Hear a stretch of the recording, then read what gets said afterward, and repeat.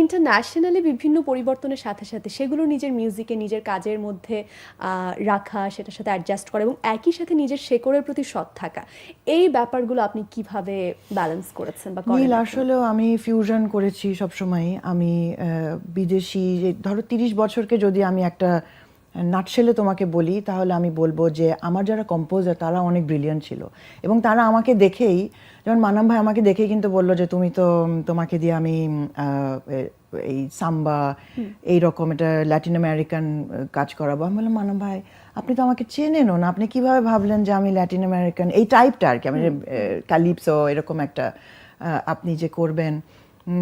তো আর দেখা হবে তখন কিন্তু হয়ে গেল গানটা, তারপর ঢাকা গানটা হয়ে গেল, এগুলো সবই ওই ওই ওই স্টাইলটাকে রেখে। এবং মানাম ভাইকে গান গেয়ে খুশি করা এটা তখন যে কোনো শিল্পীর জন্য অনেক চ্যালেঞ্জ ছিল, এবং আমি ভীষণ ভয়ে ভয়ে কাজটা করেছিলাম। তো যাই হোক, তারপরে আরও ওয়েস্টার্ন ইনফ্লুয়েন্সের পরে যখন আকসের সাথে করলাম এভরি ব্রেথ ইউ টেকের একটা রিপ্রাইজ ভার্সন, ওইটা একদমই তখন আবার ওই টাইমের জনার, ওই টাইমের ফিউশনের আদলটাতে একটু তবলা, একটু বাংলা, একটু ইংলিশ।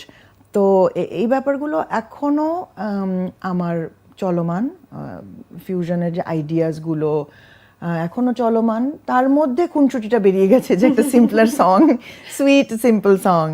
আমি আর আজকে আমাকে গল্প করতে আসলে দিতেই চাচ্ছেন, আমার টকব্যাক তো থাকে কানে আমাদের উপস্থাপক, তুমি পেছন থেকে বারবার বলছে এই গানটা শুনি, ওই গানটা শুনি, এই গানটা শুনি, because we have marine, so we don't want to West any more time, just গান শুনতে চাই। ছোট করে ঢাকা গানটা একটু দুটো লাইন অবাক শহর ঢাকা, কত রঙে আঁকা, হৃদয় জুড়ে থাকা, স্বপ্ন মেলে পাখা, আমার মন পড়ে রয়ে আর টানে হৃদয়ে, এই স্মৃতির শহর আনন্দময়।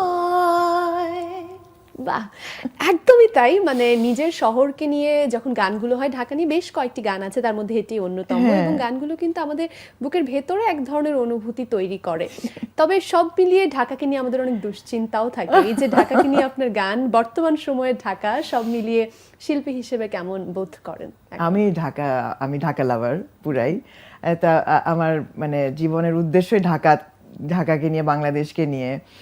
এবং আমি যখন মানে আমাদের উড়াল দেওয়ার দুটো সময় থাকে, একটা হলো লেখাপড়ার সময়, আর একটা হলো বিয়ে করার সময়। তো লেখাপড়ার সময় আমি কোনো রকম আব্বা আম্মার, মানে আমার সব বন্ধু বান্ধব ওই সময়, ইটস আ লং টাইম আগো না, তো তখন কিন্তু সবাই চলে গেছে মোটামুটি। তা আমি কিসের স্যাট কিসের টোফেল আমি এগুলো চেনার চেষ্টাও করি নাই, কারণ আমি জানতাম যে মানে আমি আমার বাবা মার বাইরে সার্ভাইভ করব না। কারণ আমি কিছু কিছু ব্যাপার আছে বাংলাদেশের যে আমি খুবই ভালোবাসি, মানে একটা কমফর্ট একটা ব্যাপার, আর বাবা মাকে ছেড়ে যাব এই কনসেপ্টটা আমি ঠিক তখন মানে রেজিস্টারই করতাম না। তারপরে সেকেন্ড টাইম যখন আমার বিয়ের সময় আসলো, তখন তো সব পাত্ররাই বিদেশে থাকে, এবং আমি খুব রিজিড হয়ে বসে থাকলাম যে আমি বাংলাদেশে থাকে এরকম ছেলে আমি বিয়ে করব। এবং আল্লাহ তাই আমার সাথে সুর মেলালেন এবং